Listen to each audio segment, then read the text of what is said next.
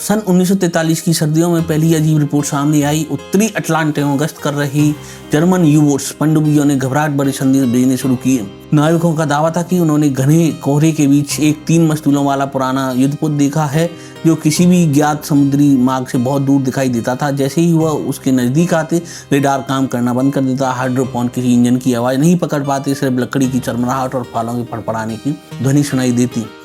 Berlin में इन रिपोर्टों को युद्ध के तनाव से उपजी कल्पना कहकर खारिज कर दिया। फिर U-857 गायब हो गई। शुरुआत में मित्र राष्ट्रों की इन घटनाओं की कोई जानकारी नहीं थी, लेकिन जब पकड़े गए तो जर्मन नाविकों ने एक ही जहाज का वर्णन किया शुरू किया तो खुफिया अधिकारियों का ध्यान इस ओर गया। सभी का विवरण एक जैसा था। एक पुराना युद्धपोत जो भीषण तूफानों में भी पूर्ण पालों के साथ आगे बढ़ रहा था।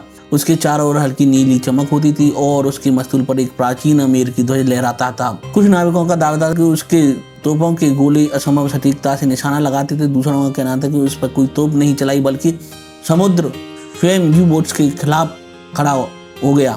एक जीवित बचे जर्मन नागरिक का हमने उस पर 2 तारपीडो दागे, उसके पतवार के आर पार निकल गए जैसे वह धुएं का बना हो। फिर उसने करवट ली। हमने ढोल की आवाज़ सुनी, लेकिन डेक पर कोई इंसान नहीं, सिर्फ परछाइयाँ थी। आखिरकार ब्रिटिश खुफिया एजेंसियों ने स्केचों की तुलना में उस रहस्यमयी जहाज की पहचान की। वह कोई और नहीं बल्कि USS कॉन्स्टिट्यूशन थी। लेकिन यह असंभव था। यह प्रसिद्ध युद्धपोत 1 सदी से भी अधिक समय से पहले यह बोस्टन में सुरक्षित खड़ा था और समुद्र में नहीं निकला था।